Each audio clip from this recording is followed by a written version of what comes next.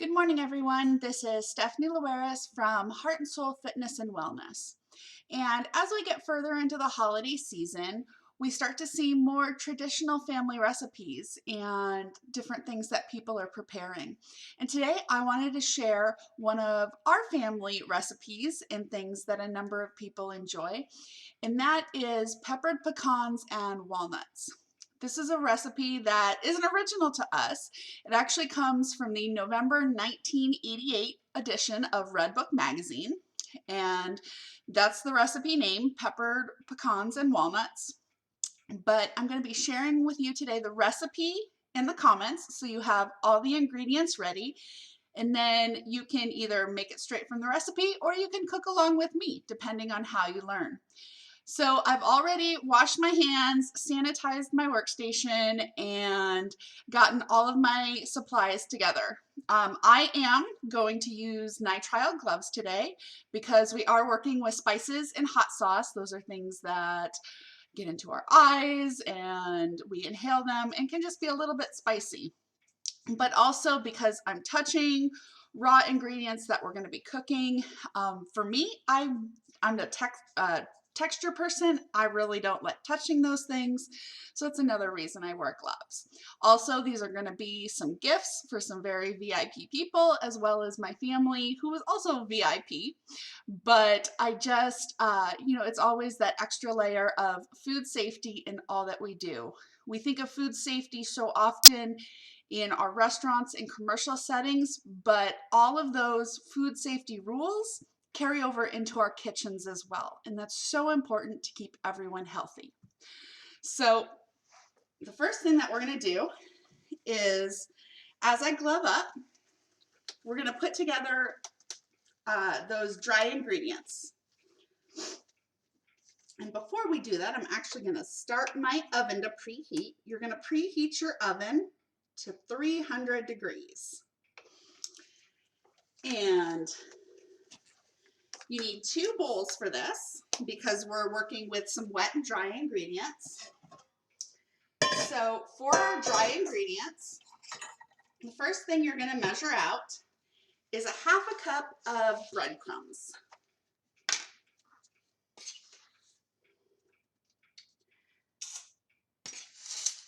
And I'm using my little scoop because it's a little opening on that jar. So we've got our 1/2 cup of breadcrumbs. Now we need a teaspoon of black pepper. I'm going to eyeball the black pepper because I'm using a pepper mill, but you could easily just grind this into another bowl and measure it out. I'm pretty good at figuring out a teaspoon. So we're going to get a teaspoon of fresh ground pepper in there. You can use just your packaged black pepper if that's what you have at home. That works just as fine as well. Oh, you can already smell the pepper. This is going to be spicy. This is definitely a dish not for the faint of heart. So I've got about a teaspoon of fresh ground black pepper in there. Now we're going to use a teaspoon of white pepper. And if you've never used white pepper, this is something that's more common in Asian cooking. But white pepper is very fine, and can't get my lid off with my gloves here. There we go.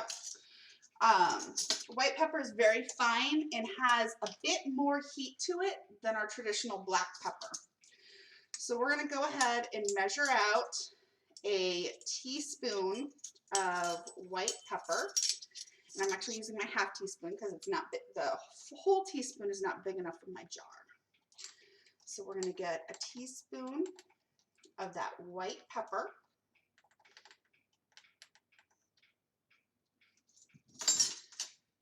And then next is a teaspoon of dried rosemary leaves. If you've got a rosemary bush, a rosemary plant where you're able to grow your fresh rosemary, fresh is always better. Dry it out in the oven and crumple the leaves because we want it nice and fine.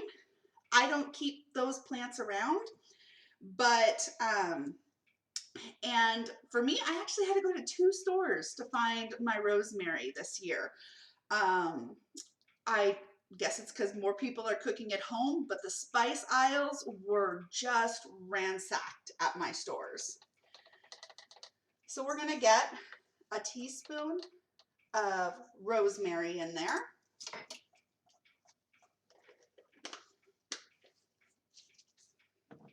And finally, a half a teaspoon of salt. I use kosher salt because you get that nice salty flavor that comes through. It's a bit of a coarser ground, and it's just what I prefer to use.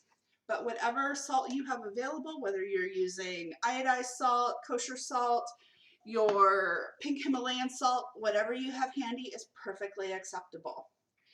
And then finally, our last ingredient for our dried spices is a dash of cayenne pepper.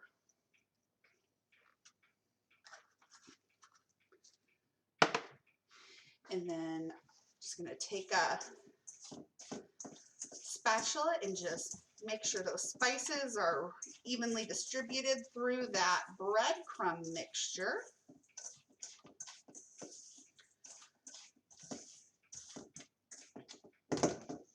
And now we're gonna switch over to our wet ingredients.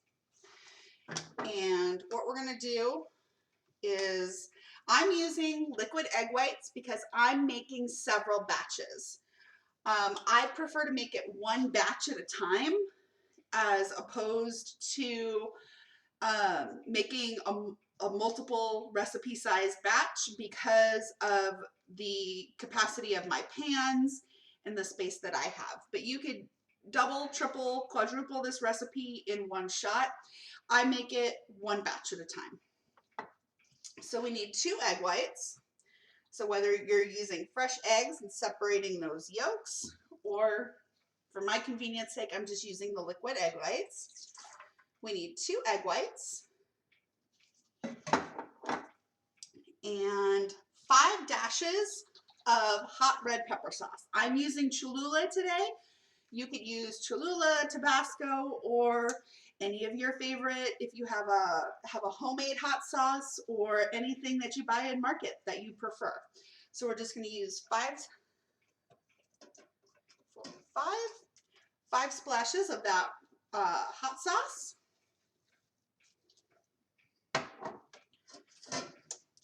And that's all that goes in the wet ingredients is your egg whites and your hot sauce. And you're going to whisk that until it's foamy.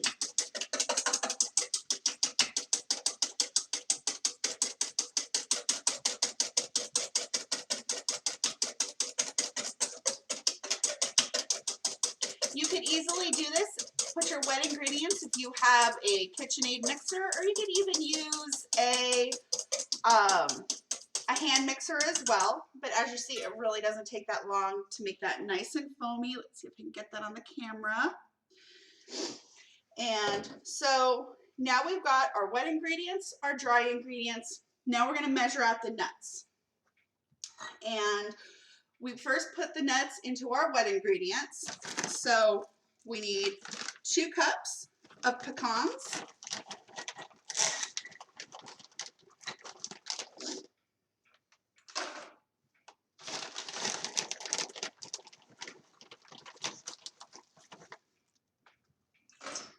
All right, there's 2 cups of my pecans and 2 cups of shelled walnuts. You could use chopped and pieces in this recipe if that's all you have available. I do recommend though that you get the full nut so that you have nice big pieces to snack on. Okay, so now we have our 4 cups of nuts. And using a clean spatula, we're just going to make sure all of those nuts are coated in the wet mixture.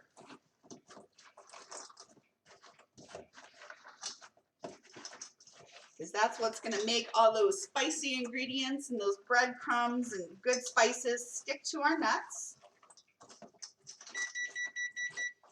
oven just let me know that it's all preheated and ready to go. Perfect timing. All right, I think those nuts are pretty well covered. So I'll stick that spatula over here. Now with a slotted spoon, you're gonna pick out your nuts from your egg white mixture and put it into your dry ingredients.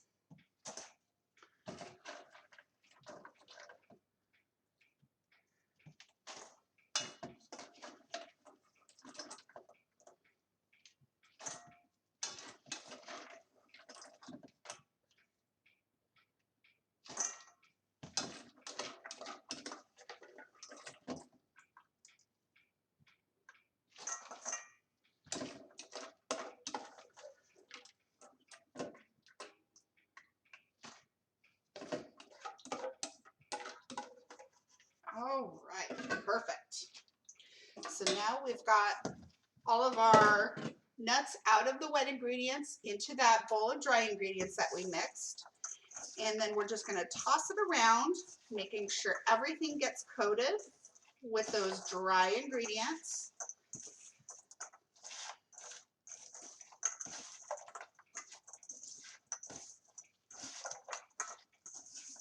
Ooh, that smells good already. And wait till you smell it while this is baking. This is wonderful.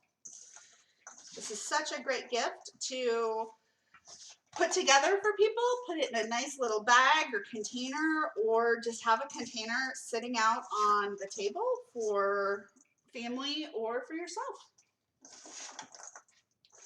So we're just making sure those dry ingredients, everything gets coated nice and evenly. Don't want to leave any goodness behind. And you'll see that all of the dry ingredients stick to the nuts. You don't have a lot of breadcrumbs and spices pooling at the bottom of the bowl. Everything sticks to those nuts. This is a perfectly measured recipe. Then the last step is we're going to spread it on our pan. You just need an ungreased jelly roll pan. I use stoneware. You can use metal just the same. I will tell you though, with the stoneware pan, you do need to increase the cooking time by just a few minutes to allow that pan to really heat up in the oven. Or you could preheat your pan. That's not something I get into, so I just usually cook things a couple minutes longer. They come out just as good. So we're going to pour those nuts right out onto the jelly roll pan and spread them out into a single layer. Oh, if there was smell-o-vision, Mike, it smells amazing right here with that rosemary and all of those pepper spices.